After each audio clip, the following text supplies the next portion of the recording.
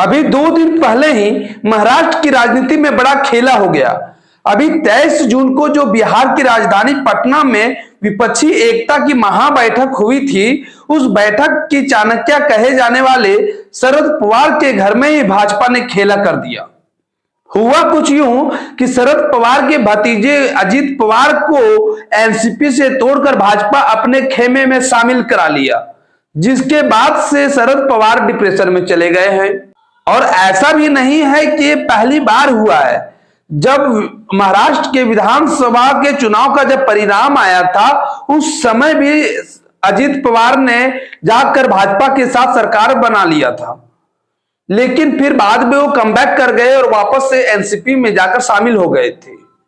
लेकिन दोस्तों, उस समय की बात कुछ और थी और आज की बात कुछ और है। अभी जो भाजपा में शामिल हुए हैं, उसका बहुत कुछ मायने निकलता है अपने आप में। आखिर भाजपा उन सभी बीती बातों को भुलाकर दोबारा से अजित पवार को अपने खेमे में मिलाई है, तो जरूर ही बात कुछ बड़ी होगी। तो आज के इस वीडियो में उसी बात का हम लोग विशेष चर्चा करेंगे। उससे पहले मेरा राम सलाम स्वीकार कीजिए। मैं संजीव कुमार, आप देख रहे हैं हमारे social media platform the voice of public one. दोस्तों, जो अभी तक जो घटना हुई है उसमें से मैं बता दूं कि अजित पवार एनसीपी से अलग होकर भाजपा में जाकर शामिल हो गए हैं। और ऐसा नहीं कि वो एनसीपी से अलग हुए हैं, उनका कहना है कि एनसीपी पार्टी ही भाजपा का समर्थन कर रही है। यानी कि हम जो आए हैं वो हम अकेले नहीं, बल्कि एनसीपी पार्टी ही हम खुद हैं। अभी से कुछ समय पहले ही जिस तरह का हाल शिवसेना के साथ हुआ था, उसी प्रकार का हाल अभी एनसीपी के साथ हुआ है। जब एकनाथ शिंदे ने शिवसेना पर धावा बोला और शिवसेना को कब्जा लिया, क्या ये दोबारा इतिहास अपने आप को महाराष्ट्र में दोहरा रहा है? क्या फिर से एनसीपी को भी अजित पवार पूरी तरह से हड़पने की कोशिश कर रहे हैं? ये तो आने वाला वक्त ही बताएगा। लेकिन आज के जो इस वीडियो में चर्चा का फोकस रहेगा वो इस बात का रहेगा कि सारी बीती बातों को भूलकर आखिर भाजपा ने अजित पवार को शामिल अपने खेमे में क्यों किया, उससे भाजपा को क्या क्या फायदा होने वाला है। तो दोस्तों, इस बात के लिए मैं आपको बता दूं कि भाजपा ने अजित पवार को शामिल कराकर एक तीर से कई निशाने लगा लिए हैं, जिसका मैं पॉइंट बाय पॉइंट करके आपके सामने रखता हूं। पहला चीज तो मुझे यही लगता है कि दोबारा से अजित पवार को अपने खेमे में शामिल करवा कर भाजपा ने शरद पवार से जो अपना पुराने दुश्मनी का जो हिसाब था उसको चुकता कर लिया है। क्योंकि जब महाराष्ट्र के विधानसभा का जब परिणाम आया था, उसके बाद से ही शरद पवार ने भाजपा से शिवसेना को तोड़कर अलग कर लिया और कांग्रेस के साथ मिलकर महाराष्ट्र में सरकार बना ली थी। उस समय से ही भाजपा के नजर में शरद पवार खटक रहे थे।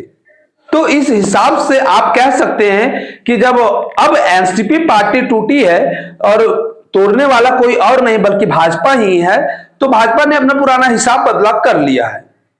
और दूसरा फायदा भाजपा को यह हुआ अजित पवार के शामिल होने से कि अभी जो एकनाथ शिंदे गुट के जो 16 विधायक हैं, यदि किसी भी कारण बस उन्हें न्यायालय के द्वारा यदि अयोग्य ठहरा दिया जाता है, तो भी भाजपा का सत्ता से जाने का डर नहीं रहेगा, क्योंकि उसे एनसीपी का समर्थन प्राप्त रहेगा। और तीसरा फायदा मैं आपको बताऊं दोस्तों, जो सबसे बड़ा झटका अमित शाह ने जो दिया है वो केवल एनसीपी को नहीं बल्कि एनसीपी को तोड़कर पूरे विपक्ष को दिया है। क्योंकि जिस प्रकार से जो एक मजबूती के साथ पटना में विपक्ष के सारे नेता, सारी राजनीतिक पार्टी के लोग एक मंच पर आकर जो शामिल हुए थे ना, वो एनसीपी को टूटने के बाद कहीं ना कहीं वो जो विपक्षी एकता की जो बात हो रही थी वो यकीन मानिए कि कमजोर पड़ा है। क्योंकि इस विपक्षी एकता के चाणक्य शरद पवार को ही कहा जा रहा था, और जब घर शरद पवार का टूटता है तो मानिए कि विपक्षी एकता में दरार तो आई ही। और इस तरह से विपक्ष जितना कमजोर होगा, भाजपा उतना ही मजबूत होगी।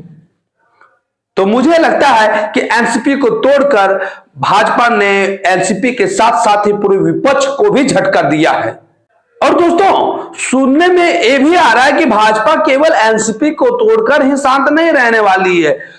और दोस्तों, सुनने में आ रहा है कि महाराष्ट्र की राजनीति में भूचाल लाने के बाद भी भाजपा शांत नहीं बैठने वाली है। वो अब और अपनी तिकड़म ऐसी लगाएगी और विपक्ष को करारे पे करारे झटका दिए जाएगी। और दोस्तों, सुनने में यह भी आ रहा है कि महाराष्ट्र की राजनीति में भूचाल लाने के बाद भी भाजपा शांत नहीं बैठेगी। वो अब उत्तर प्रदेश में बड़ा खेला करने की तैयारी में है।